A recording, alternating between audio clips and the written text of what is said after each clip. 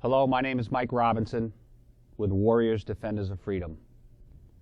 On October 21st, 2010, I had the privilege of interviewing Don Folsom, 85 years old of Bedford, New Hampshire. Don, a World War II Navy veteran, told his compelling story of his service during the war. My goal is to leave a video legacy of all these great veterans, the greatest generation. I was lucky to have Don as part of my Warriors project. On March 14, 2011, Don passed away. His legacy will live forever with the Warriors Defenders of Freedom. Thank you for your service, Don.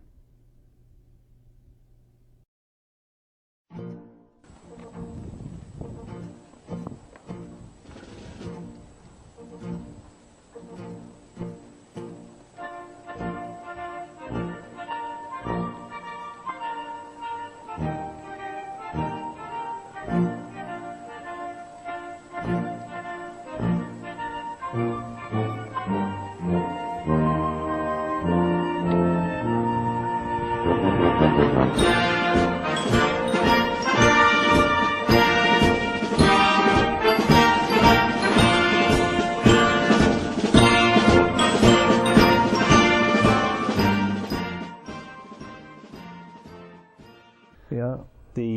You said next, or you had either gunnery school or aviation school, and they were either in Purcell, Oklahoma, or Lake City, Florida. Yeah. Tell us about the gunnery school and how that was set up. You learned how to use a .50 caliber, strip it blindfolded, you know, and also the .30s. Mm-hmm. You shot single shot at targets. You learned how to bore sight them and then set up the sights, and the fun. That was a fun school. I enjoyed that a lot, you used to. They used to give you an opportunity to, you know, shoot at targets, single shot, and then multiple, you know, put the belt in, and then you had to learn how to take a belt apart, how to load cartridges into a belt on some of them, you know, just generally how to take care of a gun and use it. Now, the .50 cal, that was the M2 Browning that you guys were firing over there. That .50 caliber is an awesome weapon, still used today in our military. Yeah. To reach out and really put a sting into somebody. Yeah, they were. Tell us your feelings when you were firing that baby at full auto. Yeah, that was really a gun, and it put I've forgotten how many rounds a minute it would fire, but a lot of them, and they were belted at night. They were belted, you know, with armor piercing and then just slugs, and then tracers, so that you could see where it was going. And yeah, every what, 8th round or 10th round was a tracer round, something like that. Yeah. So at night you could really focus in on your where you were firing. Yeah. Okay. Aviation school, that was in Purcell and Lake City, Florida. Is that where you learned your duties of the flight engineer, or what was the purpose of the aviation portion of that training? It was just a little more advanced, how the different propeller mechanisms worked, and you know, technically a little bit more, and also about naval etiquette and everything, you know. Okay. Yeah. And when did you get matched up with your plane, your PBM? What was? Well, I went from Florida, went to South Carolina, and I flew in PV Venturas for a little while as a gunner.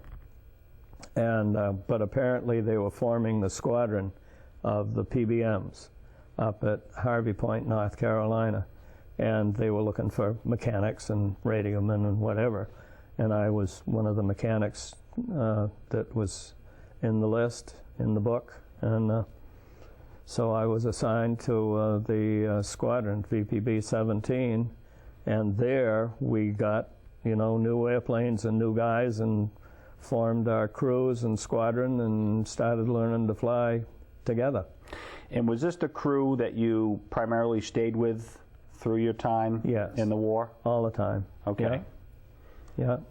Every once in a while I would change one guy for one reason or another. Like my plane captain was promoted to a chief, and so I got to be the plane captain, and stuff like that. But no, we all stayed together. And we talked earlier, before you even left the States to go over to the Pacific, there was a little episode over Arizona. So walk us through that, because that was one of the first of a couple ended up bailing out or crashes that you were involved in. Yeah. So.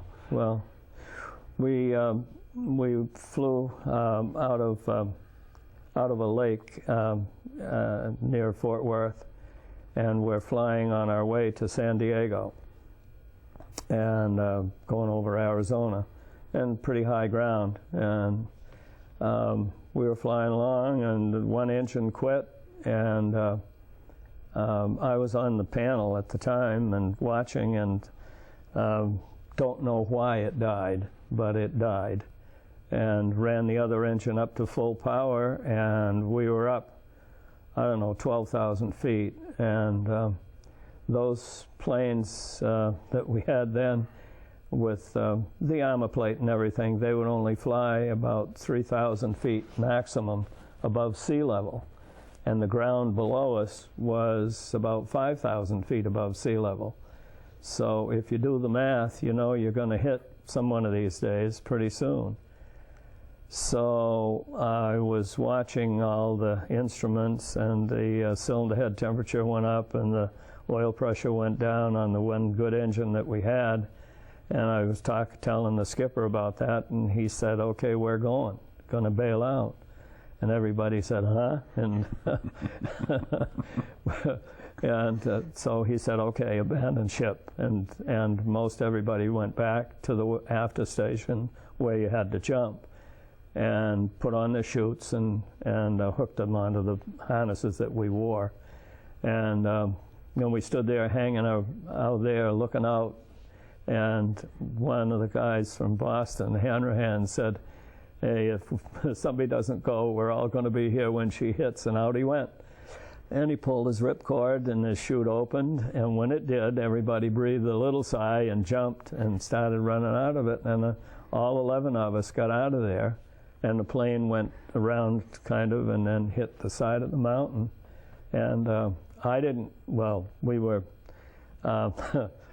everybody had the same size of chute, whether they were as big as you are or the size of me. And I was like the last guy to hit the ground. And the people were on the ground, "Come on, Don, come on down here." And because everybody, fortunately, no one was badly hurt. Oh, you had a few skinned knees and whatnot, but other than that, we were okay. And that was your first experience jumping, because we talked about this earlier prior to the show. Did you have any training in the chutes? And you had said we jumped from like 5 feet and rolled a little bit, but never had an actual jump. Yeah, no, never had to bail out before. No. Yeah. So faith in the equipment, and the first guy out, cheers to him to nudge you guys. Yeah. That's a great story. You had said that you went over to the Pacific, and you had duty stations in Kwajalein, Saipan, the Philippines. These were islands that were captured, not totally secured, and there's legendary stories of the Japs hiding on these islands for months and years later. Right. Did you ever encounter any of these guys that were in these caves? And you said maybe you took some pot shots while you were tied up one time. What happened there? Well, we were told, you don't go into the hills alone, and but sometimes you got a little bit off duty, and you want to get off the the base, and you walk around. I never got shot at, but a couple guys in my crew went a little too far, and apparently there was some, that was on Saipan. Apparently there was some guys in a cave, and they took a couple of shots at them. Luckily they didn't hit them, but they hit close enough so the guys came a-running. And some military guys went up and cleaned out the cave. And let me just back up a little bit. So when you left the States and you went over to the Pacific, did you fly into Hawaii first and then basically island hop all the way over to your duty station? Yes. Tell us about that. I mean, that was probably the first time you were over that extended amount of water, that extended amount of time where... Yeah. Well, see, we lost our plane in Arizona, so when we went from the States to Hawaii, which was the longest flight for any of the crews, we went on a destroyer. Oh, okay. We got a ride over to the Hawaiian Islands, and we picked up a new airplane over there. And you had to work with that a little bit, and, you know, get a whole new set of tools and all the stuff that goes with it. And